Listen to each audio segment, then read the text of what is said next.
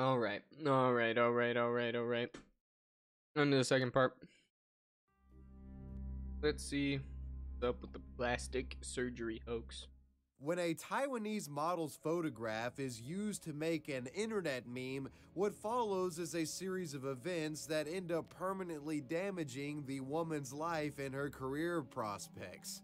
This is the story Jeez. of the plastic surgery hoax. To begin, we need to become familiar with an old internet story that was being reported almost 20 years ago. In June of 2004, a bizarre news article was published online claiming that a Chinese man known as Jian Feng divorced his wife after he suspected that she cheated on him. And what was his reasoning for having this suspicion? Well, it was because his pregnant wife gave birth to ugly babies. And apparently the man, feeling as if he was a good-looking guy and thought he had a beautiful wife, he thought this to be impossible. The only explanation was that his wife had cheated on him. But the story purports that a DNA test later confirmed that the baby was actually his, and that Gosh, the woman imagine being didn't that cheat. kid. So the man is confused. How is it possible that we have these ugly babies? Well, the story claims that eventually the wife would confess to the husband that she had thousands of dollars of plastic surgery done before the two had gotten together. Absurdly enough, the story goes on to purport that the man was later able to sue his ex-wife for $120,000 in damages for apparently deceiving him with her artificial looks. Now, I think it goes without saying that the validity of this story is extremely questionable. It may or may not have happened, but just know that it existed, and let's bookmark this story and fast forward to 2012. In 2012, a Taiwanese model by the name of Heidi Ye was hired to participate in a photo shoot. Photos taken from this were going to be integrated into an advertisement for a plastic surgery clinic in the city of Taipei.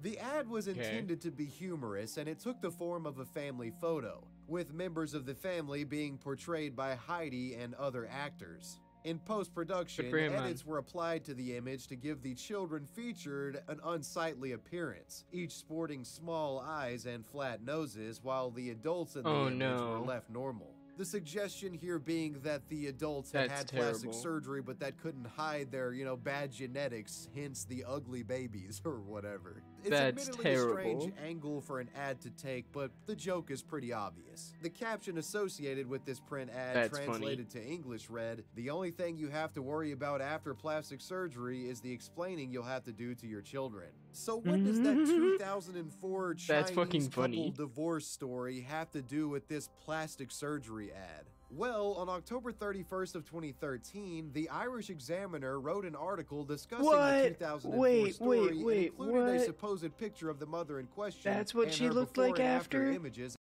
Oh my gosh. A wavy web surfer, the end of that video. Gosh, she does look like a different person. There's no way. Plastic surgery. This prompted the old story to go minorly viral again, and other outlets would discuss it. However, when publications attempted to dig up and expand upon the reporting, that's when trouble arose, as some would begin erroneously associating the old Chinese divorce story with Heidi Ye's Taiwanese plastic surgery ad, misidentifying the woman as the Chinese wife featured in the infamous report. The result of this was a popular meme format which showed Heidi's photo shoot with the text below stating "plastic surgery, you can't hide it forever." That's awesome. Additionally, this image began to go viral on Facebook, and it almost always was attached with that bogus Chinese story. People online were mocking Heidi and the other actors featured in the image under the false pretense of them being the family featured in the old tall tale. Eventually, Heidi herself would catch wind of the development. She had heard about the confusion early on from a friend and could only watch in horror as lies about her spread around the world. People in Taiwan had become aware of her story, and the meme started to negatively affect her personal life and modeling career prospects. Prior to all of this, Heidi had gotten major modeling roles in commercials for large brands such as KFC, and also was hired to promote many Japanese beauty products. However, after the meme featuring her and the bogus story started to spread, the woman struggled to lock down even minor gigs. In an interview with the BBC, she would that's rough. describe hardships faced during this time. When I first heard about this from a friend, I thought it was just a one-off rumor. Then I realized the whole world was spreading it, and in different languages. People actually thought it was real. Even my then boyfriend's friends would ask about it. People refused to believe that I had never had plastic surgery. Clients would ask me if I was the woman in the picture. After this, I only got small roles in advertisements. The model stated that the spread of the meme left her crying constantly and needing to change professions. These claims would later be echoed by an attorney hired by the woman, who was representing her in an effort to sue the plastic surgery clinic and advertising agency responsible for the image, stating that the usage of the images violated the copyright agreement specified in her contract. And Heidi claims that she didn't know that this plastic surgery advertisement would be posted to the internet. She thought it was a print-only ad. A representative from the ad agency stated that both their use and the clinic's use of the image had been fully legal and that the defamatory actions had been perpetrated by others online. Quote, "As we all know, no one controls the internet. We can't anticipate what degree of an impact it will have, how people will view it, and what they will do with it." These legal threats from Heidi resulted in both companies threatening to sue her back for claiming that they were responsible for the wrongdoing. A lawsuit regarding this incident would begin in 2015. Details of how that went are unclear. Whatever the case, it's clear this meme caused irreparable damage to this woman's life. Yeah. Moral of the story here, guys, is make sure you're not just blindly reposting wild stories you find on the internet, because you just may be actively participating in a mass defamation campaign against a completely innocent person. That's crazy. The angry German kid. One of the most infamous early internet viral videos is that of the angry German kid, aka Keyboard Crasher. Oh, he just didn't do the timestamps for the rest of the video.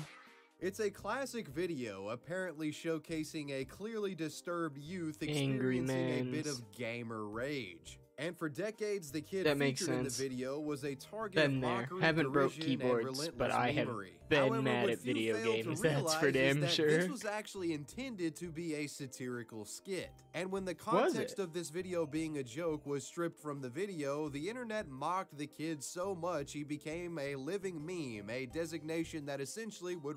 But wait, if it's satirical, even if people are giving him shit, then the people that are giving him shit are just stupid. And that's fine. It's fine if people are stupid. There's always going to be stupid people. This is the story of the angry German kid. In 2005, a German teenager by the name of Norman Kochanowski decided to start creating online video after receiving a video camera for his 13th birthday. This was in the days before YouTube, and Norman would upload these videos to a German video hosting website known as hodenmumps.net. Norman's online career began with a video titled Real Gangster. This video would set the tone for Norman's satirical presence. It was essentially a skit featuring a character Norman had created known as Leopold Slick. Leopold Slick as a character was created as a way to satirize goofy white kids on the internet that tried to act tough by putting on a sort of stereotypical gangster persona. I'm a real gangster. I listen to music with bad words. I'm a real gangster. I listen to techno. I'm a real gangster. I'm burning CDs. I'm a real gangster. I watch movies with blood. Norman's Leopold Slick character would become popular on Hodenmumps, and he sort of became a minor E-celebrity in Germany before that was even a thing. Seeing the success of his initial video, he continued to pump out videos in the Leopold Slick character and expanded to make more live-action sketches as well.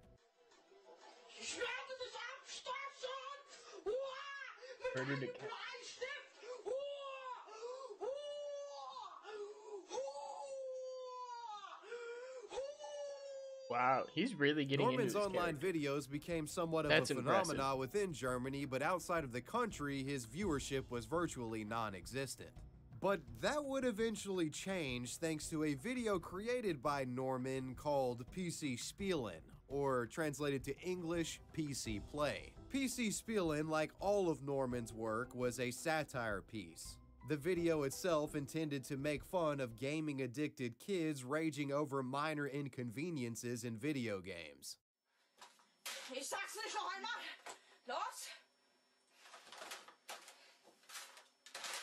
Auf den Weg! Was ist das denn? Oh mein Gott, was ist geschehen?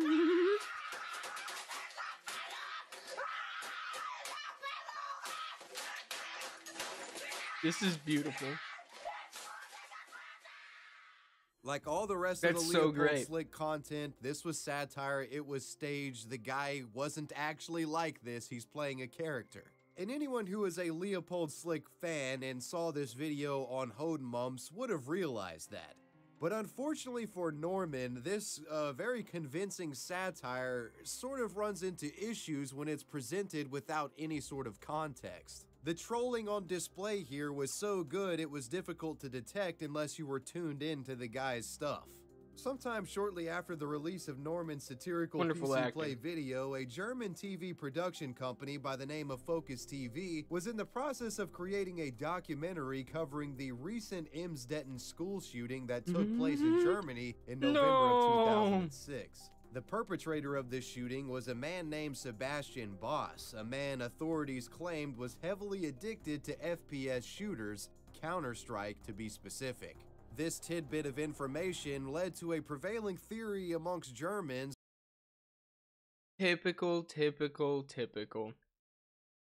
A reporter who doesn't know how to do any research. God damn it. That gaming-addicted teenagers were being brainwashed by the games they played to become violent and shoot up schools. And this theory was what the Focus TV documentary was exploring. So what does any of this have to do with Norman Kochanowski?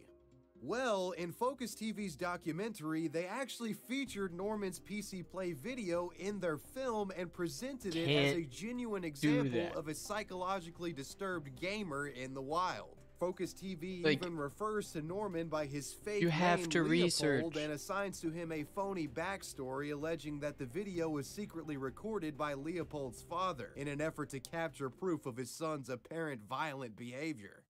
Von eben diesem Jungen kursiert ein Video im Internet. Sein Name Leopold. This is why we don't listen to the media ever, just to remind you. Just don't do it. Die Aufnahmen hat sein Vater angeblich heimlich gemacht. Das Problem, Leopold kommt bei seinem Lieblingsballerspiel nicht online. But with context, we know that this was actually a satirical skit recorded by Norman on his own volition. And ironically, this skit was directly mocking the individuals that this documentary was attempting to expose. Unfortunately for Norman, Focus TV's documentary would be viewed by millions around Germany, the piece essentially slandering Norman for a decent portion of its runtime. In the wake of Focus TV's piece, many keen news outlets caught what Focus TV didn't and pointed out the mistake, and Norman himself would make many responses regarding the apparent Focus TV slander, both in text and video. I am not sick or mad. I only have a sense of humor not everyone immediately understands. In addition, I have acting talent. I can do something so real that many think it's real. For this reason, I will be insulted by many and hated. The aim of my videos or movies is to entertain people, not provoke. Nobody should take my short videos on the internet seriously. They are merely for entertainment. No matter what people think or say, I am a very normal boy with acting talent. And here's a clip of Norman explaining that the videos are satire. Freunde, eins will ich euch noch mit auf den Weg geben. Nehmt diese Videos nicht ernst. Sie sind nur dargestellt. Staged comedy. Do you understand? Are you fucking stupid? They are not TV's real. mistake, they would eventually pull the documentary from distribution, but by then the damage had already been done. Most people who had been exposed to it via the German mainstream media were now under the impression that it was a real example of violent teens influenced by video games, and they thought Leopold, aka Norman, was some sort of gaming-addicted psycho that needed to be investigated. And to make matters worse, around this time, re-uploads of the videos started going viral in the United States. So now you had a language barrier only compounding the problem of context getting lost in translation. The joke is completely lost, and now the entire world is thinking that Leopold is some deranged psychopath that needs to be institutionalized immediately. Comment sections begin referring to Leopold as the angry German kid. and baseless rumors began spreading suggesting that the kid was sent to a psych ward or thrown in jail because of his shocking video. As for Norman, the online attention surrounding him didn't go unnoticed by those who knew him in real life, and around the time of this fiasco, he was bullied relentlessly by his classmates. According to reports, kids would pull out their cell phones and try to take pictures of him without permission, and many shouted lines from the videos at him as he walked around campus. The satirical videos that Norman created That's had one of those things where it's turned like his you just life gotta into a living hell. laugh it off. And Like, as a that result dude's of the an digital idiot. He thought he was disaster that being had serious. unfolded surrounding his online character in late 2007, Norman would completely disappear from the internet, and updates regarding his personal life ceased. Leopold Slick was no more. The young man essentially having no choice but to forfeit his likeness to the internet masses and go into hiding. The mockery would persist for years, but as with any viral video slash meme, eventually things begin to die down and people become disinterested. And by the early 2010s, this had essentially become a dead meme. Around the time of the meme going stale, that's when you had people, sort of scratching their heads thinking, hey, you remember that angry German kid that we've been like bullying for the last half decade? Yeah. I wonder what happened to him and how our mockery affected Once again, his life. people just not the answer thinking. To this question proved to be oh wait, elusive, this is the second person who it's just been like, you've been giving this person hell for years. You probably check in on them, make sure they're doing all right, huh? Information about what happened to Gosh, the the kid internet's failing wild. time and time again. However, fortunately for those invested in the fate of the angry German kid, they'd get a massive update in 2017. In October of 2017, the then 26-year-old Norman Kochanowski finally revealed himself to the internet under his new YouTube channel, Hercules AGK. And a lot had changed in the 10 years since PC Oh no, is he Play's rapping? release. Norman was now jacked and had essentially become a Giga Chad, making Good for many him. videos about fitness, weightlifting, and showcasing hip-hop music that he had created. But most important to this story is a video that Norman uploaded basically explaining the entire narrative and storyline of his life as the angry German kid.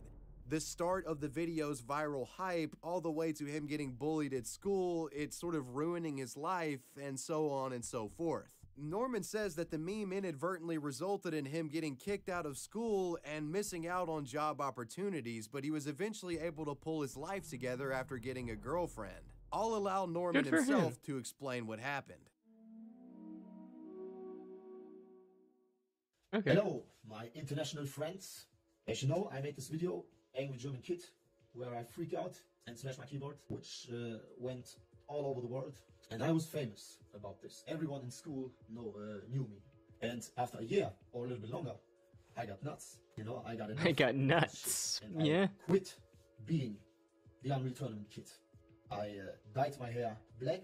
I threw my glasses away and wear contact lenses so nobody could recognize me. So this wasn't enough. I grew older. I was 17. Then it was 3 years of daily attention, of daily psychic terror. I wanted That's people hard. to be afraid of me. Because when they are afraid of me, they don't make fun of me. Hey, real gangster, hey, So, one day, I got insane. Yeah. I love this I guy. went crazy one day. It was a class trip, and I drank something too much. And then I started talking to my classmates. How I hate all people, how I hate this fucking world. And one day, I take my Kalashnikov, put it in my trunk, and one morning there will be a great shooting and you all motherfuckers will die and there will be no Angry German Kid anymore. No one will shout at me. Yeah, that's what I said. I quickly googled That's a picture crazy. of a Kalashnikov and showed it to my classmates. Here, that's what I got at home. Nice, huh? It's nice what you can all get from the darknet, you know? One classmate sat behind me and recorded everything with his phone. The teacher wanted to calm down the situation, yeah, and maybe protect me because I was drunk and young and dumb and, well, you know. But it was too late. And then the police came, took me back to police station. So my parents picked me up. I was kicked out of school. I got a penalty, but luckily I could finish my school on another school. Well, then I came in jail for, I don't know, 1 month. But just because I don't want to make hours of community service. and I don't get money to pay, fine. So a great thing if you ever have to do community service. Pet shelters. My buddy had to do community service and did pet shelter stuff, and he loved it. It was wonderful. I would highly recommend that if you have to do community service. It makes having to go to community service way less community servicey. Jail. Then I came out after this ridiculous time. I came out and was looking for an apprenticeship or a job, and I don't get a job. Everywhere where I wanted to work, they recognized me as the insane maniac of the school or the angry German kids. Yeah, and for 2 years I couldn't find a job. That's so I sad. isolated myself from the world. I hated the world, and were 2 years only training. That's why I became so big. After 2 years, I tried again to look for work, an apprenticeship, whatever, and then finally I got an apprenticeship. And that was the year where my life became great. From a horror life, which was not worth living, to a great life. I found Good for him. A group of people which I go partying every weekend. We go every weekend to the club, and then I got a girlfriend, a new car. I like to hear the comeback story. Suddenly I got friends. Suddenly I got a job, a girlfriend, a new car, which was really nice. That's it. That was my life since these videos. And now you know. If you didn't know, now you know. If you didn't know, now Norman you know. really was dealt a shit hand. Yeah, I mean, that's most so living sad. memes That's become unfortunate that he had to go infamous through because they that, just but I'm are glad inherently cringe. he bounced back. The guy was actually a talented satirist and actor, but he was Incredibly just taken out of talented. context, language barriers and all that. It caused people to get the wrong impression of him, and he was bullied relentlessly for people thinking he was actually crazy when he was just a good actor. They That being made said, him though, crazy. It is pleasing to see that Norman has accepted the meme in recent years and seems to be doing well in life. If you guys want to makes me subscribe happy. to his YouTube channel, I'll put that down in the description box. But that was the story of the angry German kid. Well, that, my friends, was when memes ruin lives. Let me know what you guys That's thought so about this wild. video down below in the comments section, and let me know who or what you want me to talk about next. I want to give a major shout out to my Awesome. That was a great video. Definitely go check out this video. Like, comment, subscribe. Just destroy the subscribe button because I'm so close to that 300 number. That would be super cool. So yeah, see you guys in the next video.